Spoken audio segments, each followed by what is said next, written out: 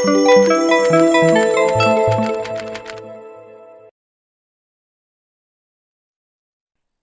गांव में दो भाई रहा करते थे, दीपक और बिरजू। दीपक बड़ा था। पिता के मरने के बाद दीपक ने सारा धन और संपत्ति अपने नाम कर ली और छोटे भाई बिरजू के लिए कुछ नहीं छोड़ा। बिरजू ने भी बड़े भाई से कभी कुछ नहीं मांगा। आज दीपक के पास बड़ा घर, बड़ा व्यापार, सब कुछ है, लेकिन वही दूसरी ओर बिरजू के पास छोटा सा टूटा फूटा घर और कुछ नहीं है। एक बार बिरजू के घर पैसों की बहुत जरूरत आ पड़ी। उस समय उसके पास कोई काम भी नहीं था, ना ही पैसे थे। क्या करूं, कुछ समझ नहीं आ रहा। कहाँ से पैसे लाऊं ताकि खाने का कुछ सामान आ सके।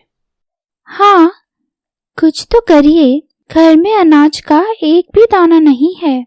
पिंकी को क्या खिलाएंगे? यही बात की तो चिंता मुझे भी है कि ना हमारे पास कुछ खाने को है और ना ही मेरे पास अभी कोई काम है जिससे हमारे पास पैसे आ सके। क्यों ना आप दीपक भैया से मदद ले। वो आपके बड़े भाई हैं, आपकी थोड़ी सी मदद तो जरूर कर देंगे। हाँ, तुम सही कह रही हो। मैं भैया से ही कुछ मदद ले लेता हूँ। बिरजू फिर अपने बड़े भाई दीपक के घर जाता है उससे कुछ मदद लेने के लिए। दीपक के पास किसी भी चीज की कोई कमी नहीं होती है। अरे बिरजू, आओ आओ, बहुत दिन बाद दिखाई दिए हो। आज किसी काम से आना हुआ? भैया, हमारी परिस्थिति बहुत खराब है। फिलहाल ना मेरे पास कोई काम है, ना मेरे पास पैसे हैं जिससे मैं अपने घर में खाना ला सकूं। अरे बिरजू, इन सब में मैं क्या कर सकता हूँ? आप हमारी कुछ मदद कर दीजिए। या तो खाने पीने का सामान दे दीजिए या तो कुछ पैसे दे दीजिए। देखो, मैं तुम्हें बिल्कुल पैसे नहीं दे सकता। तुम्हें पैसे खुद कमाने पड़ेंगे। भैया, तो आप मुझे पिताजी की संपत्ति का आधा हिस्सा दे दीजिए। मैंने आज तक आपसे कभी कुछ नहीं मांगा। कैसा हिस्सा? तुम्हें कोई हिस्सा नहीं मिलेगा। और अब जाओ यहाँ से। तुम बेरोजगार हो, मुझे तो काम करना है। जाओ यहाँ से, मेरा समय मत बर्बाद करो।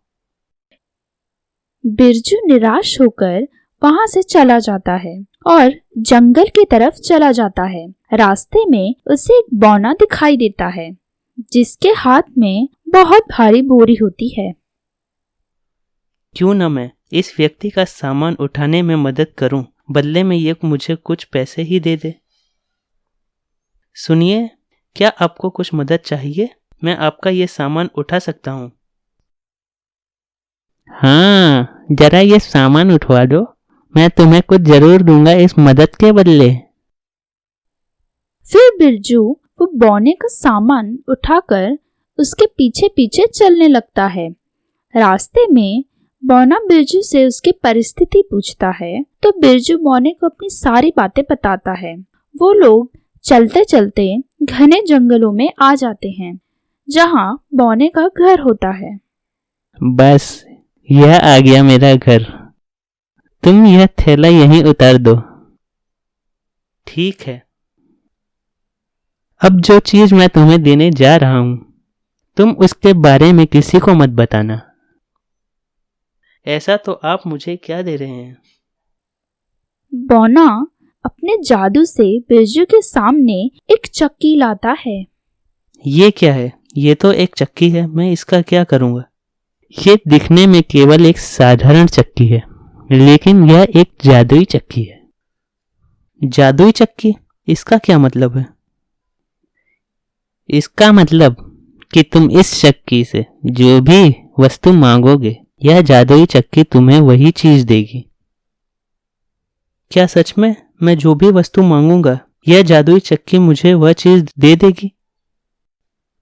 लेकिन एक बात का ध्यान रखना, जब तुम्हें अपनी जरूरत की वस्तु मिल जाए, उसके बाद तुम इस चक्की से 3 बार कहना, शांत शांत शांत। तब ये जादुई चक्की अपने आप रुक जाएगी। ठीक है, और आपका बहुत बहुत धन्यवाद इस जादुई चक्की के लिए। उसके बाद बिरजू चक्की लेकर घर आ जाता है और अपनी पत्नी को उस जादुई चक्की के बारे में सब कुछ बताता है।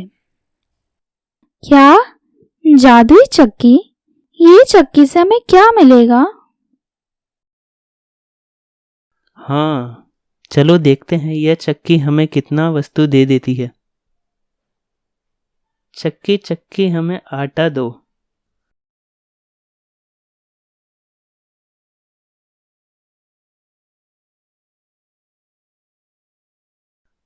बस अब शांत शांत शांत।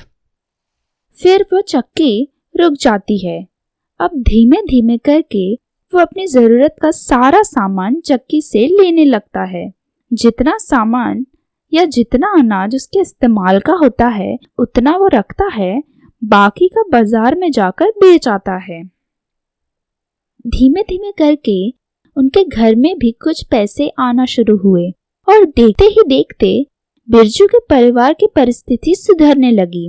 अब वो अच्छे कपड़े पहनने लगे और बड़े से घर में रहने लगे और अब बिरजू भी बहुत बड़ा अनाज का व्यापारी बन चुका था।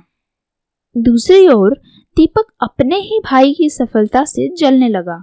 उसे ये बात बिल्कुल अच्छी नहीं लग रही थी कि बिरजू के पास इतने पैसे कैसे आए, बिरजू का घर इतना बड़ा कैसे हुआ। इतनी जल्दी बिरजू के पास इतना पैसा कहाँ से आ गया? इसकी सफलता के पीछे का राज जानना ही पड़ेगा। दीपक उसी शाम बिरजू के घर पहुंच गया। अरे भाई बिरजू, तुम इतना जल्दी इतने पैसे वाले कैसे हो गए? अभी तुम्हारे इस बड़े भाई की परिस्थिति बहुत खराब चल रही है। तुम अपना राज मुझे भी बताओ ताकि हमारी परिस्थिति में भी थोड़ा सुधार हो सके।